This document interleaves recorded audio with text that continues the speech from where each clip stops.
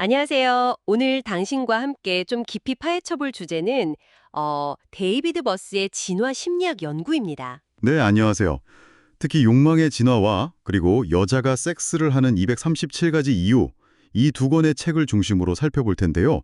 우리가 왜 특정 상대에게 끌리는지, 또 여성의 성적 동기는 얼마나 복잡한지 그 배경에 있는 진화적 이야기를 해보려고 합니다. 네, 이게 37개 문화권에서 10,000명 이상, 또 다른 책은 1,000명 넘는 여성을 대상으로 한 거라 연구 규모가 상당하죠. 와, 정말 방대하네요. 네, 진화 심리학이라는 게 결국 인간의 마음이나 행동이 오랜 진화의 산물이라고 보는 관점이잖아요. 특히 인간관계나 짝짓기 전력을 설명할 때 아주 흥미로운 통찰을 주긴 하는데 동시에 좀 조심해서 해석해야 할 부분도 분명히 있습니다. 오늘 그런 얘기도 같이 나눠보면 좋겠네요. 좋습니다. 그럼 욕망의 진화부터 한번 시작해 볼까요? 네, 이 책의 핵심 아이디어는 결국 다윈의 성선택 이론, 이걸 인간에게 적용했다는 거잖아요. 맞아요. 핵심은 그거죠. 남성은 주로 젊고 건강해 보이는 여성에게 끌리고 여성은 자원이나 사회적 지위가 있는 남성에게 끌린다. 뭐 이런 경향성. 네, 이게 단순히 그냥 살아남는 것, 생존 자체보다는 번식 성공률을 높이기 위한 아주 오래된 전략의 결과라는 거죠. 그렇죠. 저도 그 부분이 참 이게 여러 문화권에서 공통적으로 나타난다는 사실이 되게 놀랍더라고요. 바로 그 보편성이 이 연구에서 중요한 포인트입니다. 말씀하신 대로 37개 문화권 연구를 보면 여성이 자원을 선호하고 남성이 젊음을 선호하는 경향이 꽤 일관되게 나타났어요. 아, 정말요? 네, 물론 그 정도의 차이, 강도에는 문화적인 영향이 있죠. 예를 들면 일본 여성이 네덜란드 여성보다 남성의 경제력을 한 150% 정도 더 중요하게 생각한다. 이런 결과도 있거든요. 와, 150%나요? 엄청난 차이네요. 그렇죠. 그러니까 어떤 진화적인 경향성이라는 바탕 위에 문화적 환경이 어떻게 영향을 미치는지 그걸 보여주는 되게 흥미로운 사례라고 할 수 있습니다. 그럼 이런 남녀 간의 전략 차이가 뭐랄까, 현실에서는 질투나 외도 문제, 아니면 심지어 책에서 짝 훔치기라고 표현하던데 그런 갈등으로 이어진다고 보는 거군요. 네. 그런 성적 갈등 현상들도 진화적인 관점에서 분석을 하죠. 여기서 또 흥미로운 지적이 이런 아주 오래된 짝짓기 심리가 요즘 틴더 같은 데이팅 앱 환경에서는 오히려 더 증폭될 수 있다는 분석이었어요. 아, 맞아요. 그 부분. 항상 더 나은 상대가 저기 어딘가 있을지도 모른다는 그런 가능성을 계속 보여주니까요. 네, 그렇죠. 기술이라는 게 우리의 오래된 심리적 기제와 만났을 때 그 효과가 커지는 예시로 볼 수 있겠네요. 디지털 환경이 이런 고대의 전략들을 실행할 수 있는 뭐랄까 전례 없는 규모의 무대를 제공하는 셈이니까요. 잠재적 파트너 풀이 엄청나게 넓어진 거죠. 자, 그럼 이제 신디 메스턴과 같이 쓴 여자가 섹스를 하는 237가지 이유, 이 책으로 넘어가 보죠. 네, 1,000명이 넘는 여성들을 인터뷰해서 무려 237가지의 섹스 동기를 밝혀냈다고 하는데 저도 처음에 숫자에 정말 놀랐습니다. 그렇죠. 237가지라니. 보통은 그냥 쾌락이나 뭐 생식 목적 아니면 사랑하니까 이런 몇 가지만 생각하기 쉬운데 말이죠. 맞습니다. 이 책이 여성의 성적 동기가 얼마나 다층적이고 또 복잡한지를 정말 명확하게 보여주죠.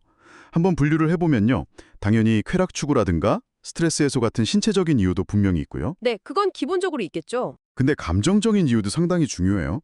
사랑이나 친밀감을 표현하려고 응답자의 66%가 언급했대요. 아니면 자존감을 높이기 위해서 이런 긍정적인 동기 말이죠. 66%면 정말 높은 비율이네요. 사랑과 친밀감. 네.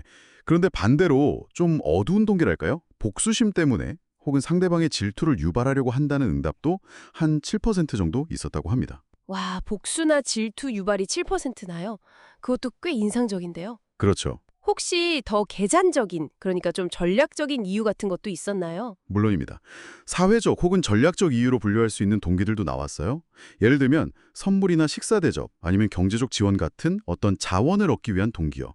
이게 한 23% 정도 응답했다고 하고요. 23%면 그것도 적지 않네요. 네. 또 관계를 유지하기 위한 수단으로서 섹스를 한다는 언급도 있었고요. 진화적인 관점에서 이걸 다시 해석해보면 단기적인 관계에서는 좀 우수한 유전자를 가진 파트너를, 장기적인 관계에서는 안정성과 자원을 제공하는 파트너를 선택하려는 그런 복합적인 전략의 일부로 볼 수도 있겠죠. 그렇군요.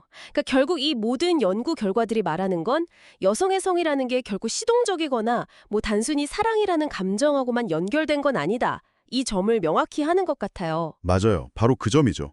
여성 역시 자신의 욕망과 목적을 가진 주체적인 존재이고 그 동기가 정말 상상 이상으로 다양하고 복잡하다는 걸 우리가 인정해야 한다. 약간 이런 메시지처럼 들립니다. 정확합니다. 바로 그 지점 때문에 사실 진화 심리학적 설명이 때로는 좀 논쟁적이기도 해요. 어떤 비판들이 있죠? 가장 흔한 비판 중 하나는 이게 자칫 생물학적 결정론으로 흐를 수 있다는 우려입니다. 생물학적 결정론이요? 네. 그러니까 모든 행동의 원인을 그냥 진화나 생물학적 요인 탓으로만 돌리려고 하면서 실제 사회구조적인 문제, 예를 들어 남녀 간의 어떤 경제적 불평등 같은 현실적인 요인이 여성의 선호에 미치는 영향을 간과할 수 있다는 지적이죠. 그럴 수 있겠네요. 중요한 지적이네요. 또 하나는 자연주의적 오류를 경계해야 한다는 건데요. 자연주의적 오류, 그건 뭔가요? 그러니까 진화적으로 과거에 그래 왔으니까 지금도 그게 당연하다거나 심지어로 그게 바람직하다 이렇게 받아들여서는 안 된다는 거예요.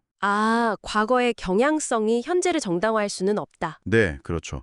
과거의 경향성이 현재의 어떤 특정 행동이나 사회 현상을 정당화하는 근거가 될 수는 없는 거죠. 맞는 말씀입니다. 그래서 이런 연구는 인간 행동의 배경에 있을 수 있는 여러 잠재적인 영향력 중에 하나로서 진화적 요인을 탐구하려는 시도이지 어떤 행동 방식이 옳다거나 혹은 피할 수 없다고 규정하려는 게 아니라는 점, 어디까지나 이건 설명이지 정당화는 아니라는 걸 분명히 하는 게 중요합니다. 네, 그 점을 꼭 기억해야겠네요. 설명이지 정당화가 아니다. 자, 오늘 데이비드 버스의 연구들을 통해서 인간의 짝짓기 전략 그리고 여성 성적 동기의 놀라운 복잡성을 진화심리학이라는 창으로 한번 깊이 들여다봤습니다. 네. 남녀 간 선호의 어떤 보편성, 또 문화적 차이, 그리고 무려 237가지나 된다는 여성 성적 동기의 다양성, 또 이런 해석에 대한 비판적인 관점까지 함께 짚어봤네요. 네, 이런 논의들이 우리 자신이나 주변 사람들의 관계 역학을 이해하는데 또 하나의 유용한 틀을 제공해 줄 수 있다고 생각해요. 그리고 좀 더 크게 보면 우리의 이런 현대적인 행동이나 사회 속에서 여전히 아주 오래된 진화적 압력이 우리가 알게 모르게 얼마나 영향을 미치고 있는지 성찰해 볼 기회를 주기도 하고요. 맞습니다. 자, 마지막으로 청취자 여러분께 질문 하나 던지면서 마무리하려고 합니다. 기술 발전이나 사회 규범이 이렇게나 빠르게 변하고 있는 오늘날이잖아요. 네, 그렇죠. 우리가 알게 모르게 가지고 있는 이런 진화된 심리적 경향성들, 이런 것들이 현대 사회에서 우리가 추구하는 관계의 이상적인 모습이나 또 새로운 기대치들과 과연 어떻게 조화를 이루고 있을지 혹은 충돌하고 있을까요? 한 번쯤 깊이 생각해 볼 만한 질문인 것 같습니다.